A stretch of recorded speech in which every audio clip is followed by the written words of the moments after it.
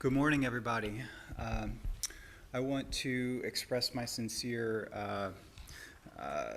interest in this topic, and I want to thank the organizers for this, especially Dr. Boros and Dr. Shomiai, for inviting me to give this talk.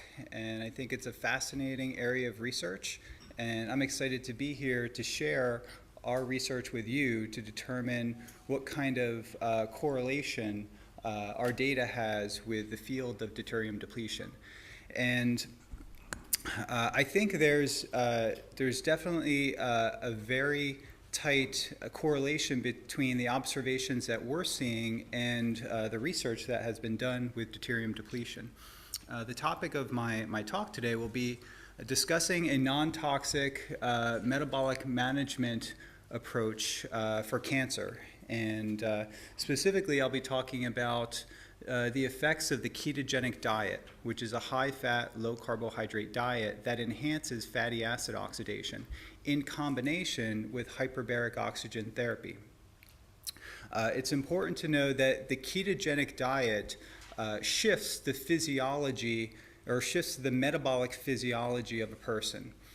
So my colleague at Ohio State University, Jeff Volek, studies advanced athletes that are consuming a ketogenic diet, and he measures through a number of very precise measurements the oxidation rates of fatty acids in athletes.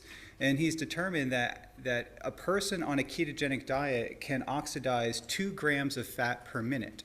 And when we do the calculations, that generates within 4 hours, 3 to 4 hours of exercise time, 400 milliliters of deuterium depleted water within the cell, of about 60 to 70 parts per million of deuterium. So the ketogenic diet, it's important to know that it enhances metabolic water production, which is depleted in deuterium. So I want you to know that information, or keep that information in mind as I go through the data that I'm going to show you. I often like to, before I begin, to acknowledge the funding agency that has supported our lab, the Department of Defense, and specifically the Office of Navy Research, that is a branch of the Department of Defense that funds our research on the development and testing of a mitigation strategy for CNS oxygen toxicity seizures. These seizures are experienced by Navy SEAL divers, also known as special operations divers, that use a closed circuit rebreather.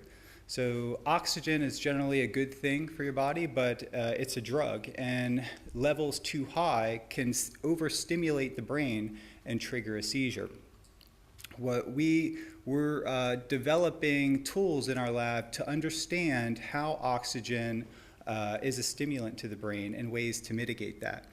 Other areas of interest that we have active research projects in include neurological diseases, including Alzheimer's disease and ALS, rare genetic disorders, including glucose transporter type 1 deficiency syndrome. It's a rare metabolic disorder where there's a impaired glucose metabolism and transport into the brain, Angelman syndrome, a number of rare genetic disorders that even in the presence of a persistent molecular pathology, a metabolic therapy can be used to symptomatically treat these disorders. An example would be glucose transporter deficiency syndrome, where you have a lack of glucose to the brain, but if you're in a state of nutritional ketosis, where ketone bodies are elevated in the blood, these can replace glucose as the primary fuel for brain energy metabolism.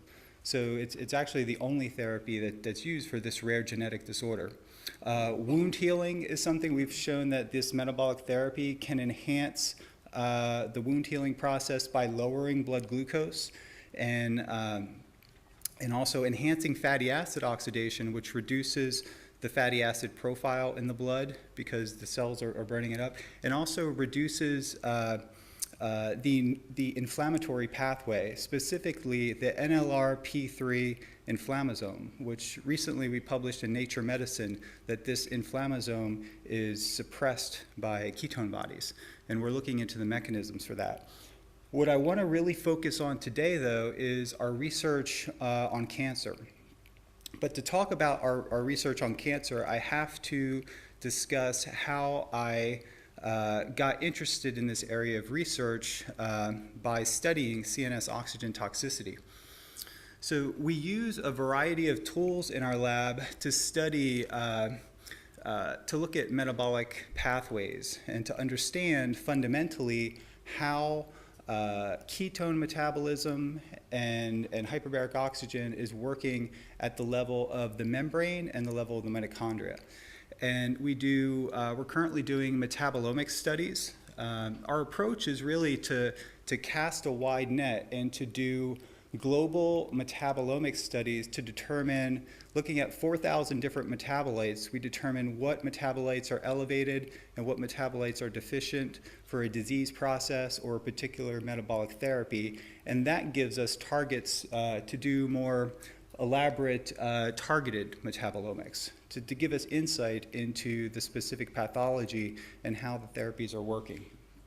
We also do bioluminescent imaging of tumors, and we also we look at reactive oxygen species production in tissue with bioluminescent imaging. I'll just run through these briefly, but some of these you may be familiar with. Atomic force microscopy is a form of microscopy that gives you the scanning, the resolution of a scanning electron microscope, but you can image living tissues with this, or living cells. And it gives you sub-nanometer resolution, and it also, the tip of an AFM interacts with the membrane to give you information like viscoelastic properties of the membrane and how that changes as a function of oxygen or a function of the metabolites in the cell. Fluorescence microscopy, we can image reactive oxygen species production in real time. Confocal, laser scanning confocal microscopy, where we can optically section a specific cell and look at the mitochondria and look at the oxygen-dependent production of reactive oxygen species in the mitochondria and look at mitochondrial membrane potential and correlate that with the cell's bioenergetic capacity or the resting membrane potential. Electrophysiology, I was trained as a patch clamp electrophysiologist. My background is neuroscience and the neural control of autonomic regulation. So how the brain controls our physiology. And we use a lot of electrophysiological techniques to understand this. And radiotelemetry. So we can implant EEGs, diaphragmatic EMGs, EKGs in an animal and look at brain activity, respiration, heart rate, body temperature, these things, and we do it with telemetry. And what we've really done is we've adapted these techniques for use in hyperbaric chambers. For example, here's a study that we've published in the journal Microscopy where we've installed an atomic force microscope and a scanning laser confocal microscope inside a hyperbaric chamber. So we're able to essentially dive the cells, or we do tissues, and in other chambers we do whole animal models. And we look at the effects of oxygen on reactive oxygen species, membrane potential, electrophysiological properties, and to fully understand how these things are working. So an atomic force microscope doesn't use light or electrons. It uses a scanning probe that has a very sharp tip. This tip is, it's so sharp, some of the tips are monoatomic. So it comes down to the point of one atom. And it raster scans across the surface of the membrane to detect subtle changes in the membrane fluidity and the proteins that are in the membrane. And it gives you a very high resolution scan of the surface topography. It also gives you information on the physical properties of the lipids and the physical properties of the proteins. Now jumping to the other end of the spectrum, we do whole animal studies where we implant an electrode and look at, like I said, seizure activity. So this is just a snapshot of some of the tools that we have at the Hyperbaric Biomedical Research Lab at the University of South Florida. So using these tools, we've published a number of papers, and we're putting together a model of, that describes a metabolic hypothesis for CNS oxygen toxicity seizures. So in the process of putting together this model and understanding the molecular and biochemical pathways, we observed some interesting phenomenon in cancer cells. So the information that I'm going to show you in the next 2 or 3 slides will lead to the cancer work. But I want to sort of explain to you, and many of you know some of the pathways that I'm going to be talking about, how this is tied in with cancer. So we know that hyperoxia, or a relative increase in the tissue PO2, or the oxygen concentration, stimulates the production of superoxide anion in the cell, specifically the mitochondria. And also NADPH oxidase is also a site of superoxide production. So superoxide anion is really thought of as a precursor to more reactive species, including the hydroxyl radical, and can also be, in the presence of nitric oxide, can form peroxynitrate. These things can stimulate and elevate lipid peroxidation, protein oxidation, nitration, and cause membrane damage. So we've shown in the brain, specifically in the hippocampus, the CA1 region of the hippocampus, as we elevate oxygen levels, this is the production of reactive oxygen species, superoxide anion, and that increases as a function of oxygen. So superoxide anion and oxygen is a stimulant to the brain. So an overproduction causes cell death and hyperexcitability that triggers a seizure. And we can measure, using scanning laser confocal microscopy, the punctate staining in the cell is the production of superoxide anion in the cells, in the mitochondria itself. So as mentioned, the superoxide can lead to more reactive intermediates that cause membrane lipid peroxidation, and we can use scanning electron microscope or the atomic force microscopy to scan the surface of the cell. And this is just a 1 micron image right here. So it's just cells are about 20 to 30 microns. So it's just a small snapshot of the top of the cell. So these changes, these fundamental changes in the cell physiology, including the membrane lipid peroxidation, alter the electrical properties of the cell, including the resting membrane potential and the action potential firing frequency of the cell, to also lead to an increase in intracellular calcium production. And this can trigger hyperexcitability in the cell. This is a recording from the hippocampus where we measure the orthodromic population spike in response to hyperbaric oxygen therapy. So this is all the neurons firing in synchrony in a hippocampal brain slice preparation. And what we see with under hyperbaric oxygen conditions, we see an increase in the orthodromic population spike and the presence of these secondary spikes. These secondary spikes are analogous to a seizure in a slice. So, and we can measure seizures using our radiotelemetry system inside the hyperbaric chamber. So all this information in this pathway is really leading me to talk about a metabolic therapy that is ultimately going to be used for cancer. But in our studies, to determine how we can mitigate this pathway, we've used antioxidants, anti-epileptic drugs, and oxidative preconditioning, where you expose the animal to hyperbaric oxygen below the threshold for a seizure, and you do it several times to upregulate endogenous antioxidant pathways, hoping that you'll confer protection against a subsequent oxidative challenge that would typically produce a seizure.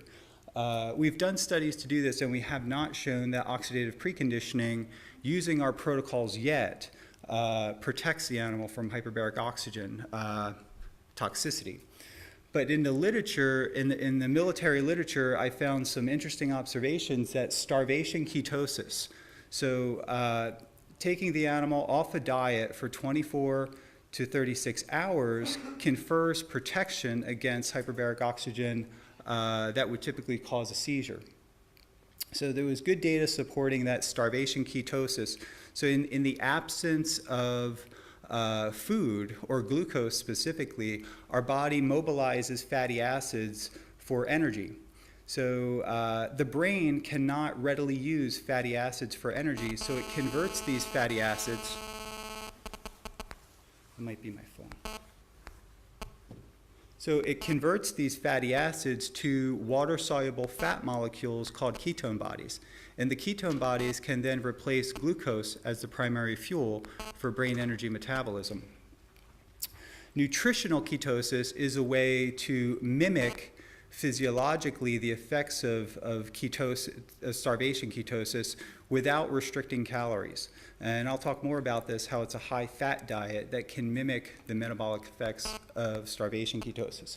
So what's important to understand is that ketosis, starvation ketosis and nutritional ketosis enhances beta oxidation of fatty acids. It also, by virtue of the metabolic qualities of ketone bodies, beta-hydroxybutyrate and acetoacetate, it enhances the cell's bioenergetics. So work done by Hans Krebs and his student Richard Veach, who was a mentor of mine as I got into this program, or got into this area of research, he showed that ketone bodies can enhance the delta G of ATP production compared to glucose. So what that essentially means is that per carbon molecule, you can derive more ATP from a ketone metabolite than you can from glucose. So this can enhance, for example, the hydraulic efficiency of a heart. So if you replace glucose with ketones and you look at the perfused heart preparation, the hydraulic efficiency of the heart improves 25 to 30% running off ketones relative to glucose. So we can say that there's enhanced bioenergetics of the cell. And I think most importantly for this meeting is that there's an enhancement of metabolic water production, which is deuterium depleted water. And like I mentioned, with athletes that are oxidizing 2 grams of fat per minute, these are athletes that are adapted to a ketogenic diet. They're oxidizing 2 grams of fat per minute. And if you do the calculation over 3.5 hours, that leads to 400 milliliters of metabolic water, which is depleted in deuterium. So we think that this water, I'm interested in looking at genomic stability in response to the ketogenic diet, and we think that the production of metabolic water through ketone and fatty acid metabolism is stabilizing the nuclear genome and perhaps suppressing some of the oncogenes that are driving cancer growth.